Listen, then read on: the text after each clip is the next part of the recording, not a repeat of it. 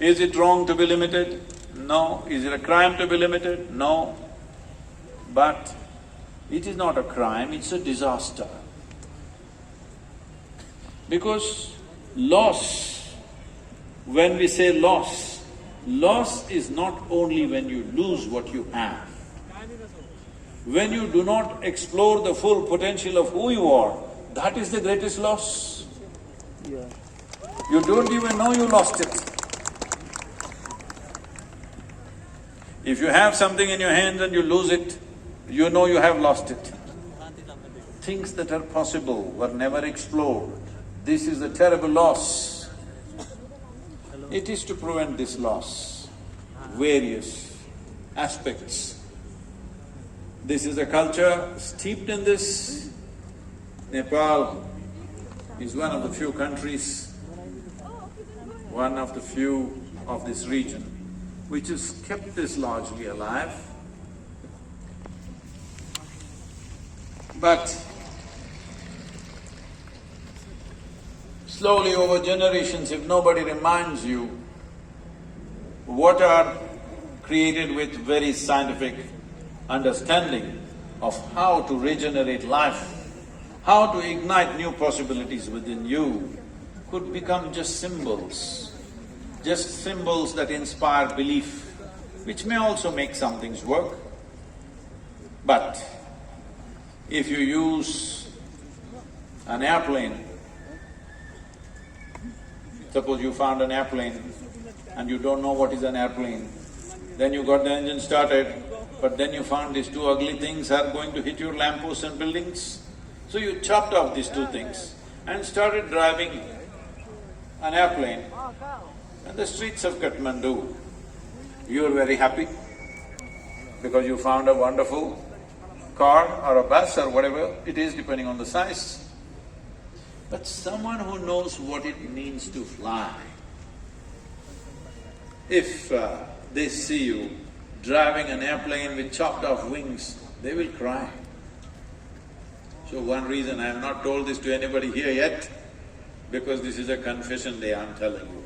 One reason why I decided Devi should come to Nepal is some of the fantastic temples that you have. When I see the way it is kept and the way it is approached, tears came to me.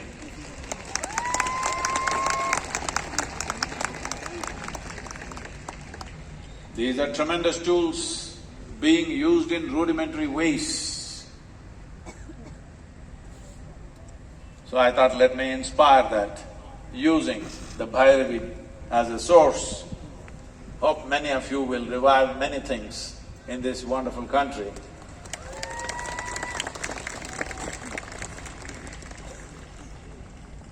But Sadguru, there are other countries and societies where they don't have a temple, they have nothing, but they are doing well. There are two aspects to life. One is what you do and what you have. Depending on what you do, accordingly you have certain things. Another is how you experience your life. If you don't value how you experience your life, you will have and you will want more and more and more. You will have everything and you will want to have everything that everybody has in the world, and still you are broken within yourself. Do you want a life like that? Unfortunately, large parts of the world have chosen a life like that. They have everything and more. They have more than any human being should ever have. They have obscene levels of comforts and wealth, but internally broken. Today, to a point where the World Health Organization is predicting there is going to be a mental health pandemic.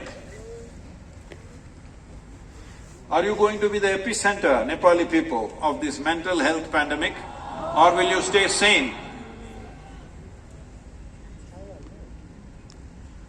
Pandemic, a word that you had not heard 3 years ago.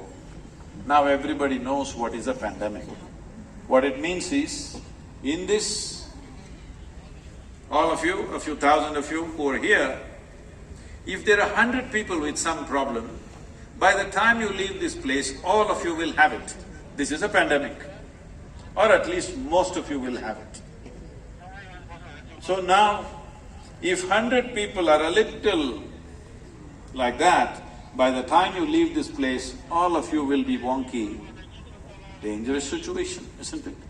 But it looks ridiculous. Oh, how will it happen? My friend has always been a nutcase, I've been okay.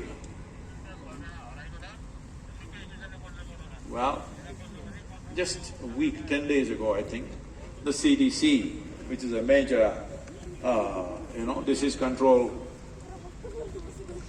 institution in the United States, based in Atlanta, which is authority there, has announced that among the teenage girls, 1 out of 3 is depressed. 1 out of 3. This is not an ordinary situation. How we knew teenage girls was, they would simply giggle for nothing. Where was the question of they being depressed? Hello? Hello? Because they didn't need a reason to laugh. Simply they were exuberant. Out of that exuberance, they giggled all the time. But now 1 in 3 is depressed. Do you want more? We are heading this way because we have not held the experience of our life important. We're only thinking what we have is important. What can you have? You can have clothes, you can have wealth, you can have jewelry, you can have home, you can have car. You can get a golden chariot if you want. But what will you do? If you are not joyful, if you are depressed, you are riding in a golden chariot, what to do? I'm asking. Right now also I am seeing, not so much in Nepal, I am very happy and proud to say this. Generally all over